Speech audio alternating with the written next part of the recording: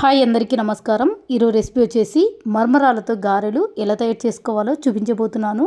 అన్నీ ఇంట్లో ఉండే వాటితోనే చాలా సింపుల్గా ఈ గారెలు అయితే తయారు చేసుకోవచ్చండి. చాలా క్రిస్పీగా చాలా రుచిగా ఉంటాయి. ఉదయం పూట టిఫిన్లోకైనా సరే, లేదంటే సాయంత్రం స్నాక్స్లోకైనా తయారు చేసుకోవచ్చండి. ఎవరైనా చాలా ఇష్టంగా తింటారు. తప్పకుండా ఒకసారి ట్రై చేసి చూడండి ఫ్రెండ్స్. మరి మరమరాలతో గారెలు ఎలా తయారు చేసుకోవాలో వీడియోలోకి వెళ్ళి చూసేయండి. మరమరాలతో గారెలు చేయడం కోసం ఒక బౌల్లోకి కొద్దిగా నీళ్ళను వేసుకోవాలి. ఇందులోకి ఒక 3 కప్పుల వరకు మరమరాలను వేసుకోవాలి. కొన్ని ఏరియాలలో బొరుగులు అంటారు, కొన్ని ఏరియాలలో మరమరాలు అంటారు. ఇదే కప్పుతోనే మిగతా వాటిని కూడా కొలిచి తీసుకోవాలి. ఇలా బొరుగులన్నీ నీళ్ళలోకి వేసుకున్న తర్వాత ఈ బొరుగులను ఒక 2 నిమిషాలు నానబెట్టేసుకోవాలి. ఈ లోపల ఒక మిక్సీ జార్ తీసుకొని అందులోకి సేమ్ అదే కప్పుతోనే 1 కప్పు బొంబాయి రవ్వని వేసుకొని మెత్తగా మిక్సీ పట్టుకొని తీసుకోవాలి. ఇలా బొంబాయి రవ్వ అంతా మెత్తగా మిక్సీ పట్టుకున్నాక అంత ఒక బౌల్లోకి తీసుకోవాలి. తర్వాత అదే మిక్సీ జార్లోకి ముందుగా నానబెట్టుకున్న బొరుగులని నీళ్ళన్నీ పిండేసుకొని మిక్సీ జార్లోకి వేసుకోవాలి.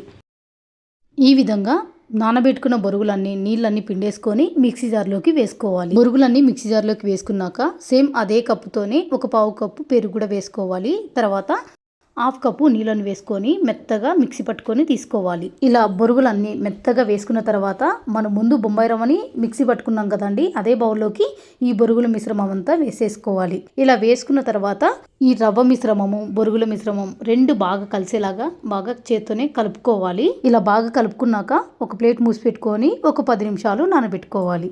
10 నిమిషాల తర్వాత చూపిస్తున్నాను చూడండి. బొంబాయి రవ్వను అలాగే బొరుగు మిశ్రమం బాగా మెత్తగా నానిపోయింది. ఇప్పుడు ఇందులోకి ఒక ఉల్లిపాయని, 2 పచ్చిమిరపకాయలు, కొద్దిగా కరివేపాకు, కొంచెం అల్లము, కొంచెం కొత్తిమీర అన్నీ కట్ చేసుకొని ఇందులోకి వేసుకోవాలి. ఇలా వేసుకున్నాక ఇందులోనే రుచి తగ్గట్లు సాల్ట్, ఒక 1/4 టీ స్పూన్ బేకింగ్ సోడా వేసుకొని అంతా ఒకసారి బాగా కలిసేలాగా కలుపుకోవాలి. ఇలా అంతా బాగా కలుపుకున్న తర్వాత గారెలు చేయడం కోసం నేను ఒక కవర్ మీద చేసి చూపిస్తున్నానండి. మీరు కావాలంటే పాల కవర్ మీద కానీ అరిటాకు మీద కానీ చేసుకోవచ్చు. కవర్కి తడి చేసుకోవాలి. అలాగే చేతులకు కూడా తడి చేసుకొని మనకు కావాల్సినంత పిండిని తీసుకొని ఈ విధంగా వడ షేప్లో చేసుకొని డైరెక్ట్ నూనెలోకి వేసుకోవాలి. వడ చేసుకున్నప్పుడల్లా చేతికైతే తడి చేసుకోండి, పిండి అనేది అతుక్కోకుండా ఉంటుంది. నేను ముందుగానే నూనెను కూడా వేడి చేసుకున్నానండి. మంట మీడియం ఫ్లేమ్ పెట్టుకొని ఇలా ఒక్కొక్క గారెని చేసుకొని నూనెలోకి వేసుకోవాలి. గారెలు చేసుకున్నప్పుడల్లా చేతులకి తడి చేసుకొని గారెలు ఒత్తుకొని ఈ విధంగా నూనెలోకి వేసుకోండి. ఎక్కువైతే కడాయిలోకి వేసుకోవద్దండి. నేను ఈ గారెలు కొంచెం పెద్ద సైజులో చేస్తున్నాను. మీరు కావాలంటే కొద్ది సైజు తగ్గించుకోవచ్చు. ఇలా కొన్ని వరకు గారెలు వేసుకొని మీడియం ఫ్లేమ్లో పెట్టుకొని గారెలను బాగా గోల్డెన్ కలర్ వచ్చేంత వరకు ఫ్రై చేసుకోవాలి. ఒకవైపు గారెలు ఫ్రై అయిన తర్వాత ఇప్పుడు మరోవైపు కూడా తిప్పుకోవాలి. ఇలా 2 వైపులా గోల్డెన్ కలర్ వచ్చేంత వరకు బాగా కలుపుతూ ఫ్రై చేసుకోవాలి. చూసారు కదా, గారెలన్నీ ఈ కలర్ రాగానే ఒక ప్లేట్లోకి తీసుకొని పెట్టుకుందాం. మిగతా పిండితో కూడా సేమ్ ఇదే విధంగా గారెలు వేసుకొని అన్ని ఫ్రై చేసుకొని తీసుకోవాలి. అంతేనండి, ఎంతో టేస్టీగా చాలా క్రిస్పీగా గారెలు అయితే రెడీ అయిపోయినాయి. చూసారు కదా బొరుగులతో గారెలు ఎలా తయారు చేసుకున్నామో. తప్పకుండా మీ అందరికీ నచ్చుతాయండి. ఒక్కసారి ట్రై చేసి చూడండి. ఆలుతో ఒక మంచి స్నాక్ రెసిపీ షేర్ చేస్తున్నాను. అన్ని ఇంట్లో ఉండే పదార్థాలతోని చాలా తక్కువ టైంలోనే ఈ పకోడా అయితే తయారు చేసుకోవచ్చండి. టేస్ట్ మాత్రం చాలా బాగుంటాయి. పైన క్రిస్పీగా లోపల సాఫ్ట్గా భలే టేస్టీగా ఉంటాయి. తప్పకుండా మీరు కూడా ట్రై చేయండి ఫ్రెండ్స్. మరి ఈ ఆలు పకోడా ఎలా తయారు చేసుకోవాలో వీడియోలోకి వెళ్ళి చూసేయండి. ఆలు పకోడా తయారు చేయడం కోసం ఒక 3 మీడియం సైజులో పొటాటోస్ తీసుకొని పైన పొట్టు తీసేసుకొని ఇక్కడ చూపిస్తున్నట్టు ఈ విధంగా తురుముకోవాలి. తురుముకున్న తర్వాత ఒక్కసారి కడిగి తీసేసుకోండి.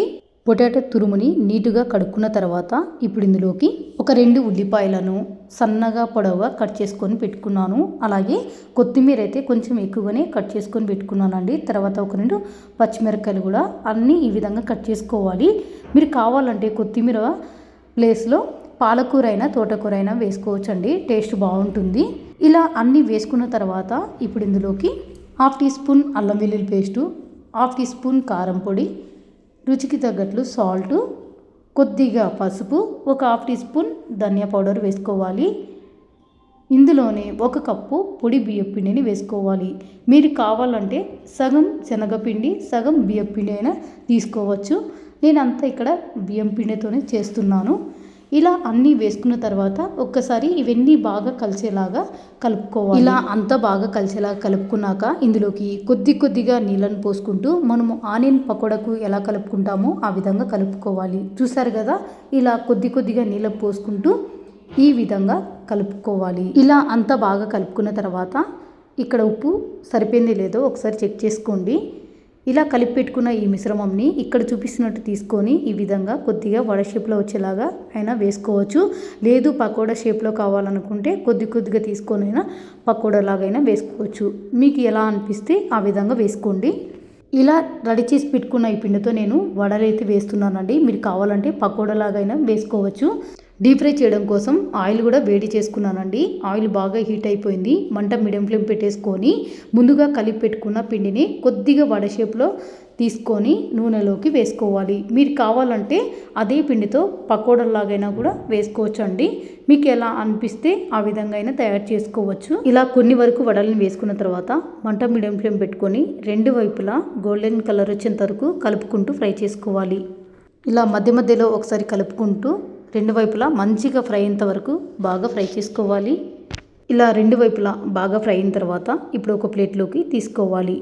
సేమ్ ఇదే విధంగా మిగతా పిండిని కూడా వడల్లాగా వేసుకొని అన్నీ డీప్ ఫ్రై చేసుకొని ఒక ప్లేట్లోకి తీసుకోవాలి. ఇలా మొత్తం పిండి అంతా ఇలా వడలైతే రెడీ చేసుకున్నానండి. అంతేనండి, ఎంతో క్రిస్పీగా టేస్టీగా ఆలుతో వడలైతే రెడీ అయిపోయినాయి. తప్పకుండా మీరు కూడా ట్రై చేయండి. వేడివేడిగా సాయంత్రం పూట్ల ఇలా పిల్లలకి స్నాక్స్లోకి చేసి ఇచ్చారంటే చాలా హ్యాపీగా తినేస్తారండి. చాలా రుచిగా కూడా ఉంటాయి ఫ్రెండ్స్. మరి సింపుల్గా అన్ని ఇంట్లో ఉండే వాటితోనే ఆలు పకోడా ఎలా తయారు చేసుకున్నామో చూసారు కదా. ఈ వీడియో మీకు నచ్చినట్లయితే లైక్ చేయండి, షేర్ చేయండి, అలాగే ఛానల్ని సబ్స్క్రైబ్ చేసుకోండి. ఇంకా ఇలాంటి వెరైటీ వంటకాల కోసం పక్కనున్న బెల్ ఐకాన్ని యాక్టివేట్ చేసుకోవడం మాత్రం మర్చిపోకండి. Thank you for watching.